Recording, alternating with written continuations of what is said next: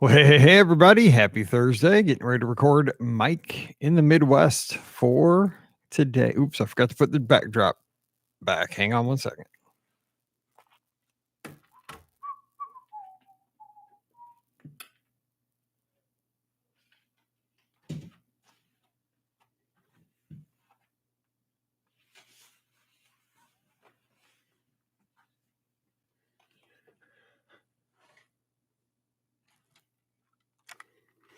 There we go. Now you can't see the messy basement or something on my microphone. All right, let's record episode 60 of Mike in the Midwest. Let's get everything set here. Let's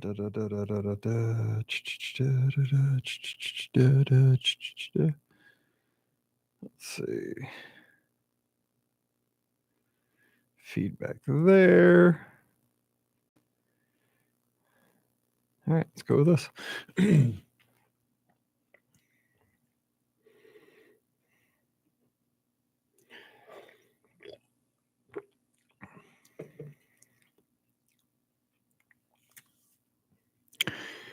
Okay, here we go.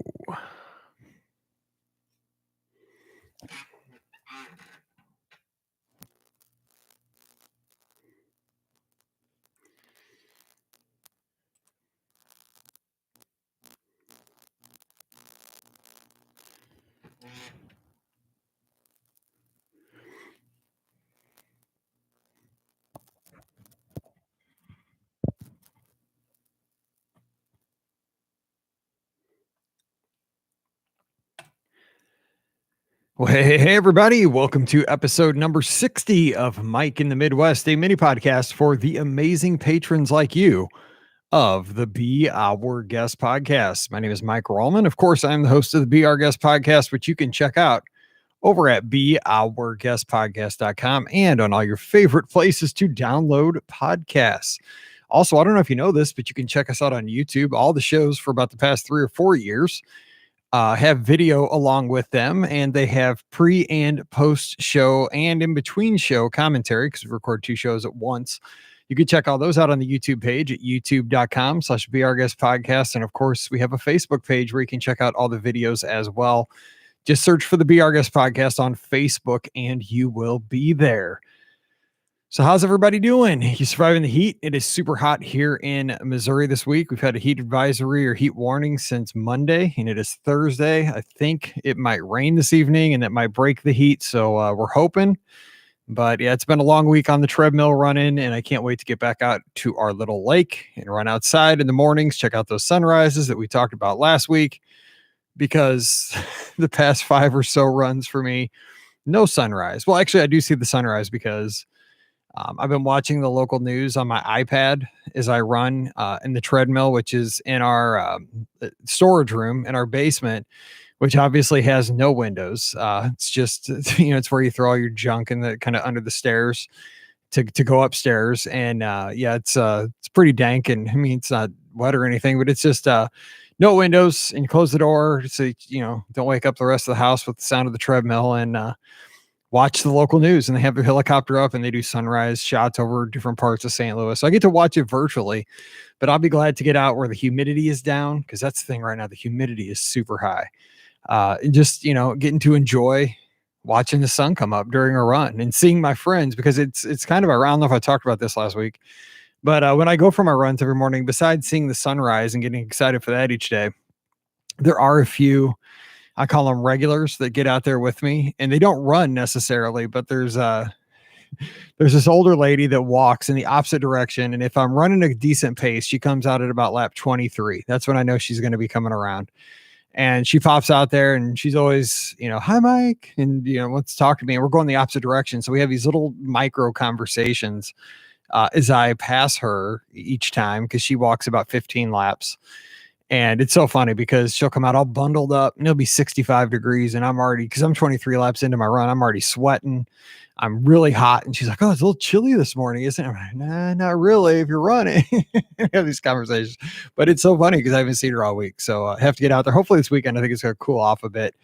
and get to see my friends. My wife always jokes with me saying that I'm an old soul because I tend to, like, old people are drawn to me. Elderly people love to talk to me. So I don't know what that says. I'm still kind of curious, but it is true.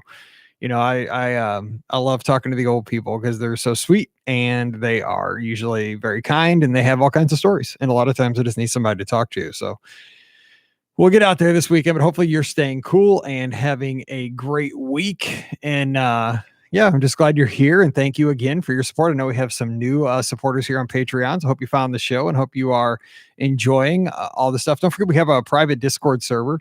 And you can get that link here on the Patreon page at patreon.com/BeOurGuestPodcast. Drop in over there. And we're trying to do better with the Patreon. I've just been so busy this summer, but I'm going to get back on the Discord thing. I just got to make sure because the app on my desktop computer crashed and I got to find a better solution to that because I have a really old desktop that I record the shows on and do work on. But yeah, I'm going to get back in on there because I know that's a great community and I want to be a part of it. All right. So before we hop into today's topic, which is going to be talking about when you got what times in your life has luck been on your side? When have you gotten very lucky in certain situations in your life? And I have about 4 or 5 instances of that where, nothing that I did led to a good outcome, but I got really lucky and I got to do some cool stuff purely based on luck. Now, I'll talk about that in a minute. Let's get to the feedback from last week's show. Then I'll give a little philosophical thing about luck, a little Star Wars thing, I guess, quote, and then we'll jump into it. But John Conlin left some feedback on last week's show. John, thank you so much for being a patron. I sure appreciate it. He says, I graduated from high school in 1991 and college in 95. So the tech of the 1990s had a huge impact on me. We talked about this last week. I distinctly remember in the second semester of senior year in college, my computer science roommate showed me this thing I had never heard of called a web page. I believe that the opening up of the World Wide Web to the public was one of the greatest technological events of my lifetime. I wish that it had been around to this extent when I was in high school. Hopefully it never gets taken for granted. That is so true because, I think about, my family, my kids, and they've grown up where the internet has been a thing their whole existence. And I distinctly, like John, I graduated high school in 92. So I'm 1 year younger or about that age. And I was in college at the same time. And I do remember going down to the computer lab and clicking on Netscape Navigator and just thinking, okay, wait a second. This computer isn't just this computer anymore. I can connect to, basically back then, before it was like the World Wide Web, it was more hosts at other universities and other educational institutions where you can connect to their, research papers if you were researching something or writing a paper. But then eventually, it didn't take long till you got things like instant messengers and stuff like that. And it was mind blowing because, again, I've told this story a little bit on the Patreons here, is that when I was in elementary school, one of my favorite things that I had as a kid was a Commodore 64. And that was kind of one of the first computers. Everybody else that I knew had an NES and Nintendo. I never had a Nintendo, but I had it because here was the thing. And this isn't right, but this is how it was. I never had a Nintendo because with a Commodore 64, you could go online with your modem and you could download hundreds, thousands of games. Any games you wanted, you could download for free and just save them to a disc and you had them. You didn't have to really buy games. Now, not legal, but that's what everybody did back then. With a Nintendo, the games were like 40 or $50 a pop. So it was just like the economics of it didn't seem right at the time. I know totally different nowadays, but that's just how it was back then. But one of the things that I did with my Commodore 64 is I ran a BBS. And so if you don't know what a BBS was, it was a bulletin board system. And what I could most closely compare that to that you might know of these days is like we used to have a V bulletin message board for the podcast.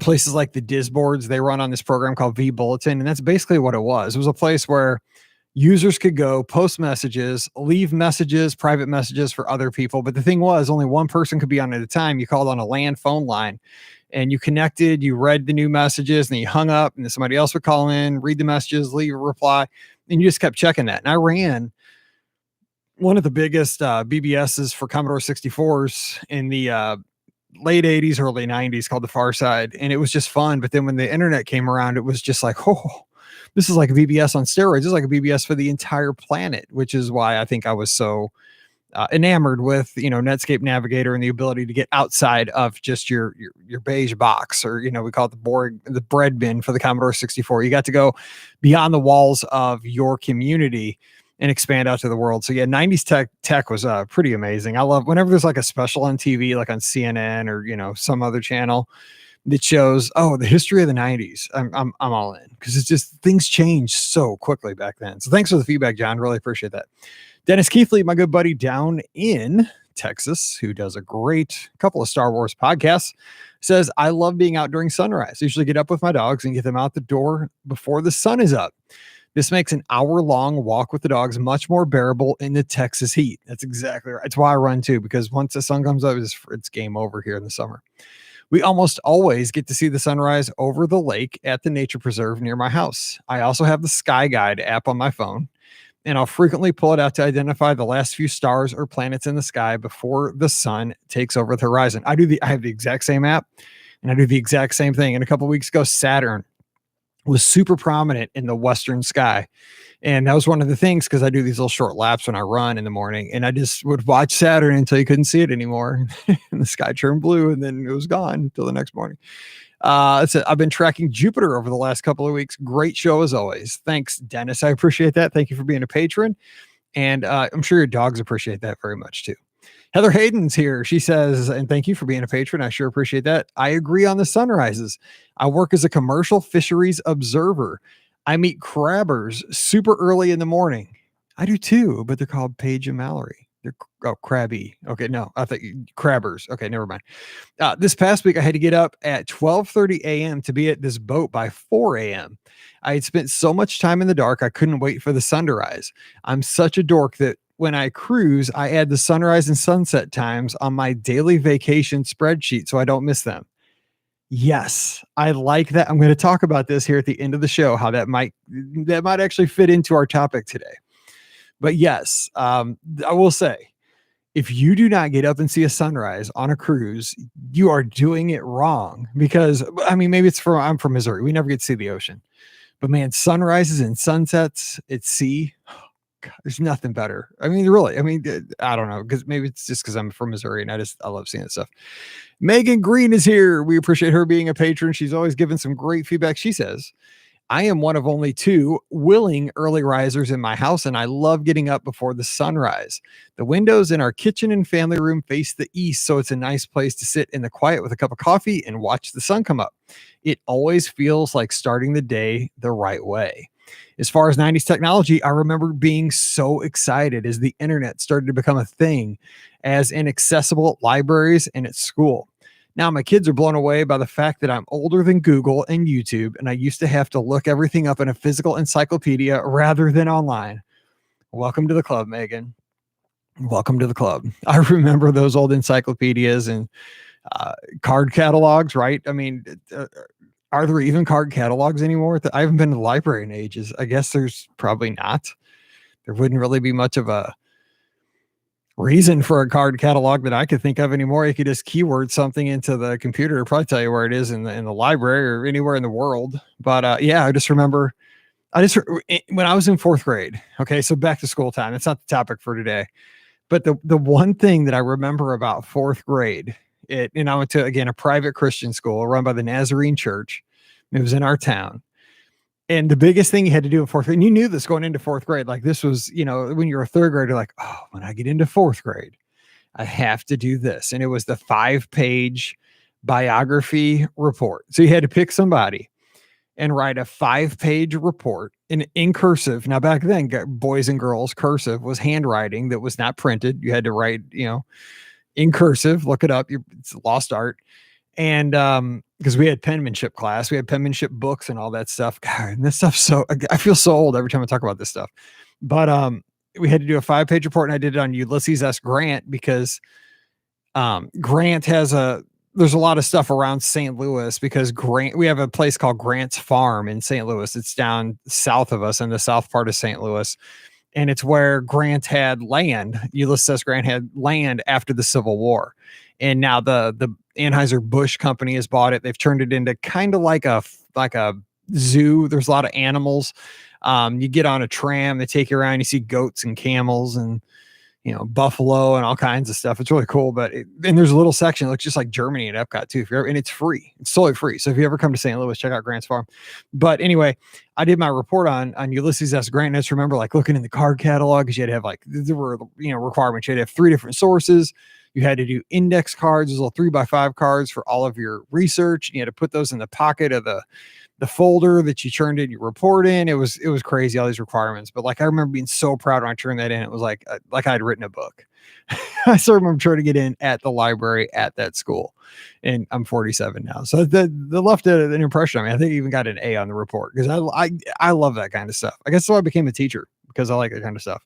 Anyway, thank you so much for the feedback. We always appreciate feedback over here. So if you have feedback on today's show or any of the previous shows, go over to patreon.com/BeOurGuestPodcast and leave that under any of the videos. Actually, leave it on today's video or the audio version, and I'll pull that up and share that on next Wednesday. Wait, did he just say Wednesday? Yes, he said Wednesday. We'll talk more about that in just a minute, but let's get to today's topic. And don't want to keep you too long. It's always a mini podcast, because we give you plenty of content on the regular feed Monday, Wednesday, Thursday, and Friday. So I know you got a lot to listen to. And I think this week's shows actually came out pretty good. They're a lot of fun.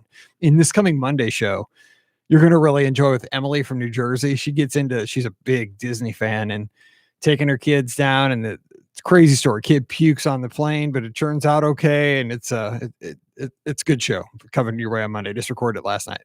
But today's topic, we're going to talk about times in life that you got lucky, and as far as something happened to you that was unexpected, and you had no, it wasn't like so when they're riding in Star Wars Episode 4, and they're riding in the Millennium Falcon, getting ready to go to Alderaan before they find out it's been blown up by the Empire. The Luke Skywalker's fighting with that little robotic thing that zaps you as he's learning how to use a lightsaber, and Han Solo's in there, and Obi-Wan Kenobi, and they talk about luck, and Obi-Wan Kenobi says there's no such thing as luck. And I do subscribe to that in a way, because I believe a lot of folks say you make your own luck, and I think in a lot of instances you do. Like if you're the first one at practice, like I was always into sports coaching, playing sports, and I truly believe that the harder you work, the better your luck tends to be. If you are prepared and you've put in the work, you're more likely to have some good outcome, because you have been getting yourself ready for a certain amount of time. And that's going to lead to possibly better opportunities down the line. Now, that's not luck, that's work. But I do believe that there are times in life that you are just, God puts you in the right place at the right time, and you're very lucky for that fact. So I'm gonna go over a few times, because I was thinking about this. Somebody was talking about luck on the radio the other day, and I thought I would talk about just a few of the times that I've been extremely lucky. And it's just kind of nice to take inventory of this when you're just having a regular old Thursday, and you're thinking, oh man, I got to go to work today. I have an inbox full of stuff I got to get done. Then when I get done with that, I got to do this and I got to do that. And the mundane days are rough. I mean, I'll get you that. But I mean, think about the times, and I want to hear about a couple of your favorite times that you have gotten you were just in the right place at the right time for something good to happen. So again, patreon.com/BeOurGuestPodcast when I'm done with this list here. Okay. So first of all, I was thinking about the fact that, and how these things change your life. And it's just totally a random thing that's happened to you. I talked about how growing up, I was always at the roller skating rink. And because I was always at the roller skating rink, I started to speed skate, because my next door neighbors, and this was just totally lucky, the people that lived next door to me growing up all the way up until 6th grade, we moved when I was in 6th grade, they owned the skating rink in town. And so because we were next door neighbors and we were friends with our neighbors, and the lady next door babysat us when my mom went back to work. So my sister and I grew up at the skating rink. We would go up there all the time. My babysitter, the owner of the rink, she would do the office work at the rink. We would she'd turn on the lights on the floor, give us some skates, put on the radio. Wasn't even, didn't play real music, because, there was nobody working the DJ booth, but just turn on, KHTR or something in St. Louis, one of our radio stations. And we, it was like, we own the place. Like we get to do whatever we want. We get some popcorn. And because of that, like it was very lucky, because because of just the fact that we happened to live next door to the people who own the skating rink, I became I got to speed skate. I coached the speed skating team for a while. I learned a whole lot about myself that turned into a lot of my teaching philosophies by coaching, because I coached when I was very young. I was in high school still, and I was able to coach. I worked at the skating rink for years. I think I learned a good work ethic there, because you really had to work hard if you wanted to present the best entertainment for the demographic you were going after. You had to be creative in your promotions. You had to be efficient in getting 450 people in on a Friday night and out. You had to be, customer centric when it came to dealing with 12-year-old kids and their parents and anybody who came through. So I think I learned a lot at that job. Even though I didn't make a lot of money, I learned a lot. So that all happened strictly because I was lucky enough to have a house where the next door neighbors on the skating rink. I mean, that I couldn't have worked at that. It just happened to be, that was a lucky instance that my next door neighbors owned a skating rink. And so I became a speed skater. And I will say, again, I got to meet a lot of folks because of that, because, some of those folks went on, like I've talked about, became Olympians that I used to speed skate with, won Olympic medals, like Nikki and Chad and Derek. And it was a lucky thing. And it gave me just a fun thing to do as a kid. I loved, roller skating, and it gave me a place to be. And it was, I think my parents probably found it lucky because they were they were really good friends with our next door neighbors. And so it was like built-in babysitting. If I went to the skating rink, they knew I was in good hands because, I was with the neighbors. I wasn't just there kind of rando kind of thing. Okay. A second thing that I got super lucky about, I've talked about this on the show as well. Tonight, if you're a baseball fan, I would encourage you to watch. I hate to say it, but I'd encourage you to watch the Yankees and the White Sox. Shout out to Mark Yerkes. They're playing tonight in Iowa. They're playing at the Field of Dreams field.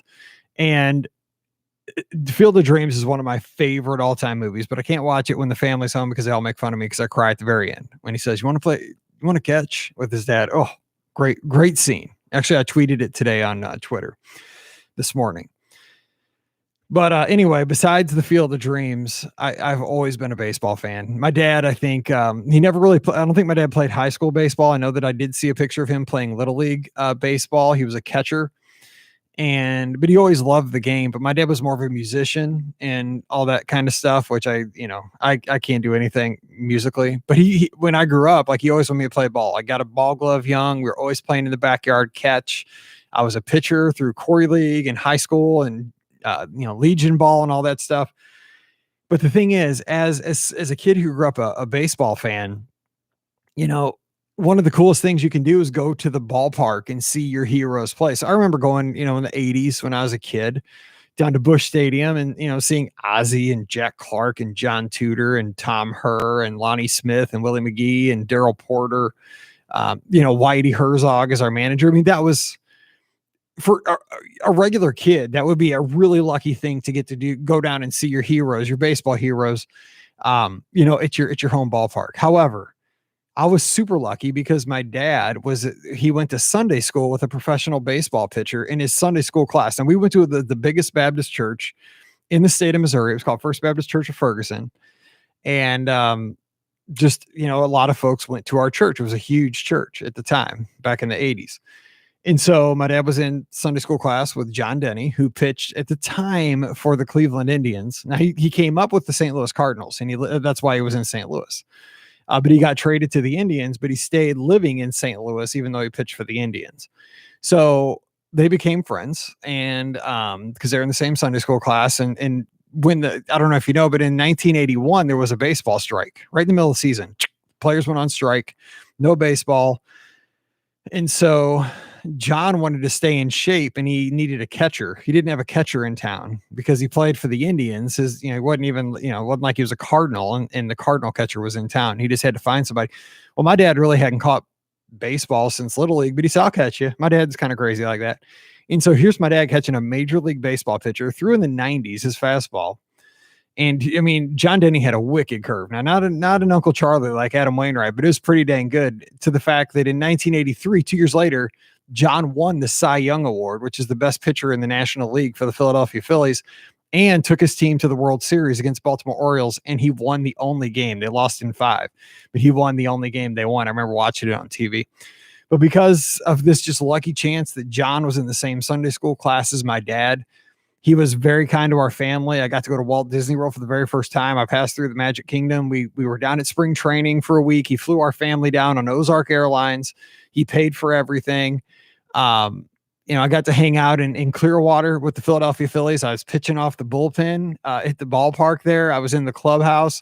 And I mean, if you're a baseball fan of any sort, you got to remember with the 1980, this was 85, 1985 Philadelphia Phillies team, Pete Rose, Joe Morgan, Mike Schmidt, Tug McGraw, Ozzie Virgil, Pete Rose. I got to meet all these people. Steve Carlton. I was a left-handed pitcher. Like Steve Carlton didn't talk much, so it wasn't really that great meeting him. But I mean, I was like, oh, I'm here with Steve Carlton, Darren Dalton.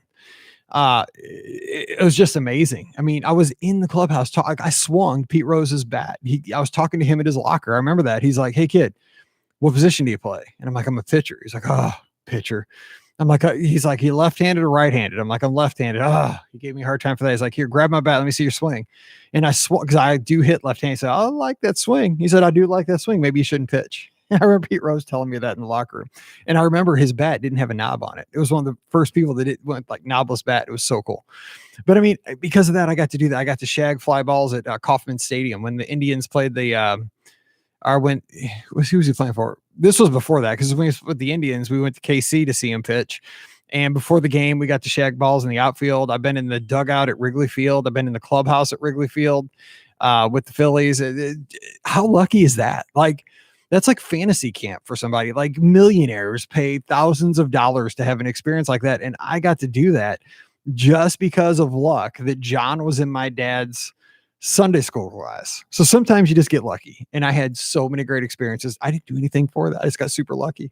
Okay, a couple more. So you've heard of my love for Space Camp. I loved teaching at Space Camp. It's the best teaching position you could ever have, except for you don't get paid hardly anything, you get like minimum wage and a little bit more. But I love teaching, and I love science, and I love space science specifically. And I ended up teaching at Space Camp, which I've talked about here on the show. But how did I get there? Blind luck. Okay. So when I first started teaching at my elementary school that was called Wedgwood Elementary, I was in my second year of teaching, maybe. And apparently I was just in my classroom one day after the kids had left. I was grading papers at my desk, and my principal came down and she said, "Hey, Mike, what's going on?" And I'm like, "Oh, mad parent, right?" Like, what I do wrong? Because I didn't know what I was doing. It was my second year of teaching. I was kind of making it up as I went. They don't teach you much in college about practical teaching stuff. They teach you about philosophies and stuff, and not the practical stuff. So I was like, "Oh God, what'd I do?" So she's like, "Hey, Boeing just got a hold of me and they need to send somebody to Space Camp." And I was like, "What?" So I hadn't thought about Space Camp since I was like a little kid. And I'm like, "What, Space Camp?" I'm like, "That's pretty cool." Because the thing was, when I was a kid, if you watched all those old shows like Legends of the Hidden Temple or Finders Keepers or any of those old, kids game shows, the grand prize, Double Dare, was typically a trip to Space Camp, which I couldn't afford when I was a kid. I mean, my cousin got to go. They had a little bit more money than I did, but I couldn't go, but I always wanted to. I always wanted to go to Space Camp. You got the flight suit. You got to pretend like you were a space, astronaut, do a mission. So she's like, "Well, yeah, Boeing has this thing that they like to send teachers to Space Camp so they can learn more about space to teach their kids." I'm like, "Okay, where do I sign up?" So she's like, "Okay, here's the form. You got to get a hold of Boeing. They'll tell you what's going on and all this and that." Well, if you've been around long enough, you know that there was one thing that was an issue. I didn't fly back then. I was scared to fly. So what I found out was that I'd have to fly from St. Louis to Atlanta, transfer planes at Atlanta to fly into a little plane, fly into Huntsville, Alabama. Then after that, I have to fly back to Atlanta on a small plane, and then back to St. Louis on a regular size plane. So I was like 4 flights. Like, nah, I want to go to Space Camp, but I don't want to go that bad. I know, terrible decision, right? So I found my best buddy across the hall. His name was Dave. He was in my wedding. Great guy, great teacher. I taught 6th grade. He taught 5th grade. Did a lot of stuff together. I said, "Dave, dude, you want to go to Space Camp?" And he's like, "Yeah, dude, man, who wouldn't want to?" And I said, "Okay, Boeing wants to send you." So I gave it to him. That night, I could not sleep. I said, "Oh, God, I just gave away a trip to Space Camp. That's what I've wanted to do my whole life. I mean, I've always wanted to go there since I was a little kid." So what I came up with was a plan that Dave got to go with Boeing, And I worked a deal out with our school district and with Boeing that they would split the cost of me going as well. As long as because I told them I will drive. I have a Jeep. I'll drive to Alabama. I'll drive back and we can do the same thing. So in the end, we both got to go together. So I got to go to space camp with one of my best buds and got to go through all this teacher training and all that stuff. And it was amazing. It was so much better with my friend there. Didn't have to pay for any of that because Boeing and our district paid for it out of professional development funds. And I loved it so much that, before I even left, I was like, the people that taught us, like, how do you get that job? That has got to be the coolest job. And so I talked to the director of the program because she was always around kind of helping out the teachers in the program. And I asked her for her email address. And when I got back, first thing I did was like, I want to do this next summer. Like, how do you pick your teachers? And she's like, well, no, I saw you, that you seem like you'd be good at this. You like talking. You're like, I'm like, oh yeah, I love this stuff. And so we talked a few times over the phone and, had to go down and take a test, like 300 question test after you did a whole bunch of training. As long as you passed the test, you were in. And because of that, I got to teach the next 2 summers at Space Camp. Greatest experience. But again, why did I get it? I didn't really deserve it. It's just that my principal walked into a room and said Boeing. And the thing was, Boeing only sent like 2 or 3 teachers out of the whole city of St. Louis. So what were the chances that not only would they pick our school, but even our district? And our district had 17 elementary schools. So how lucky were we that Boeing reached out to our district, and then within our district, it was our building. And then within our building, my principal came to me. Total luck. And because of that, I got to have some cool experiences. A couple other things I want to talk about.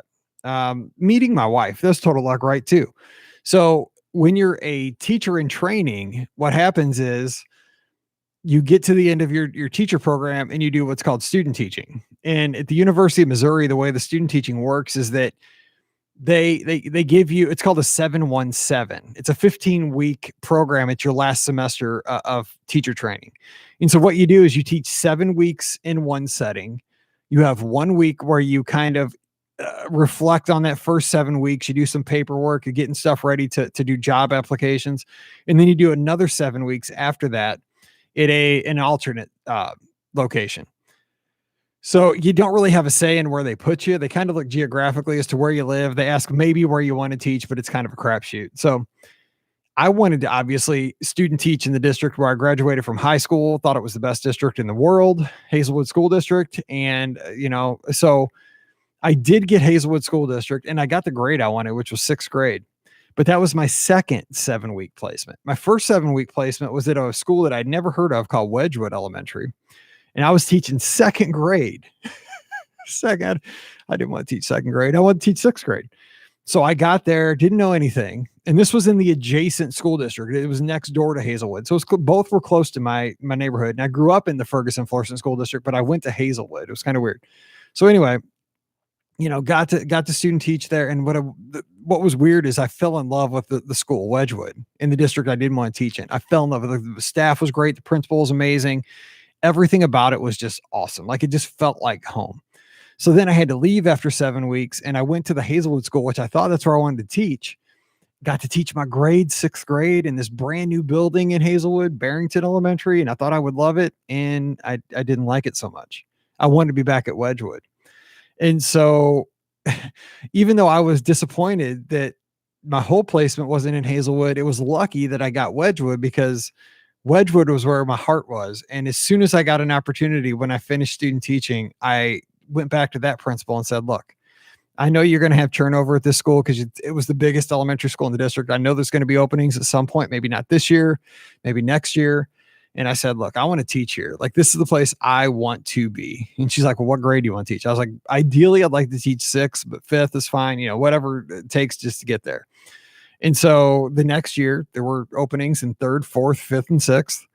And so, of course, I applied for 6th. And the funny thing is, Pam was a 6th grade teacher and now she's my wife. So I was very lucky to get placed at Wedgwood, which again, this is a crapshoot. Somebody pulled something out of a hat and said, Mike Rallman, Wedgwood Elementary. Why was there a connection there? I have no idea. But because of that, I got to teach at a great building for years and years and made awesome relationships with people that I'll consider my friends forever. And, got to meet Pam. She's my wife. So, I mean, again, lucky, talk about being lucky. That's pretty cool. Okay. Last story about getting lucky. As far as things that you have no control of, and you just get super, you're in the right place at the right time. So the story of the podcast is a lucky story. I wanted to explore podcasting after listening to podcasts for years. I've told the story before, but Pam bought me an iPod one year for Christmas. Right when iPods became a thing. And I don't really listen to music. I listen to talk radio, AM radio, talk on Sirius XM, stuff like that, but mostly podcasts, but I didn't know about podcasts back then. And I found a podcast called Inside the Magic, and it was about Disney. And I thought, this is so cool. It's free. There's a new show every week. And so I used my iPod to listen to podcasts. Then I thought it'd be kind of cool with my students, to use podcasting as a way to just, even if they didn't have an audience to broadcast it, just for a way to have, to express themselves with the topic. So they could learn about, I remember we did a project where they were doing a history of the American Revolution, but instead of, doing a book report on it, I had them get together with like groups of 3 and put together a podcast. I had to have like, 12 facts and, it just had all these requirements, but they had to record it with some sound effects and stuff and mix it down in GarageBand and stuff like that. And they got a kick out of it. And I kind of got the bug. Like, I thought it'd be kind of fun to do a podcast. In, March 2008, I just found Podbean. It was the first thing I saw when I Googled, how to start a podcast. I read up on it, spent spring break of that year kind of putting things together, and threw a show out there, which wasn't great. It was a learning experience, and I promise you it still is. But, just talked about Disney. And, here I am, this 2008, it's 2021 at this point. And when I think about how lucky I am that folks saw the name Be Our Guest Podcast somewhere, whether it was in iTunes or whether it was in Apple Music nowadays, or, on Stitcher or wherever it was. I do not know how you found us. And I'm talking to you right now, everybody at the Patreon feed right here. I have no idea how you found this show initially, but it was luck. It was total luck that you found it. And because of that, our community is so much better. Right now, you're supporting this podcast. You're allowing this podcast to go out all around the world. It doesn't just go out to the States. It goes to Canada. It goes to Mexico. It's popular in Europe. I mean, it's on all planets. We see the demographics on our stats.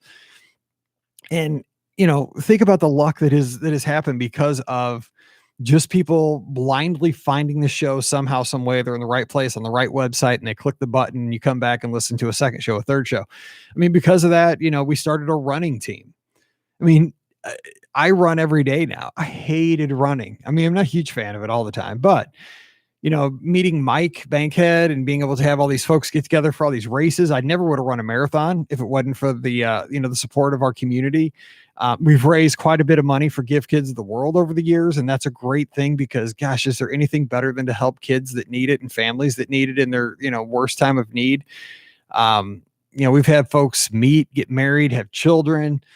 But it's just, when I think about it, it's nothing that I really did or anybody really did. It's lucky that you happen to be in the right place at the right time.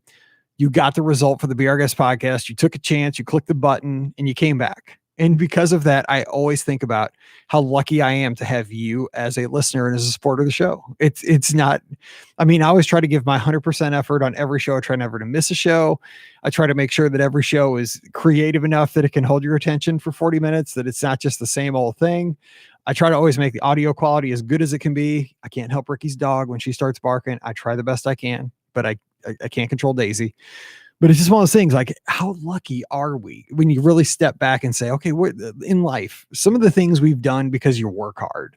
I know that I do the best that I can for my family because I promise to always work hard to give them the things they need.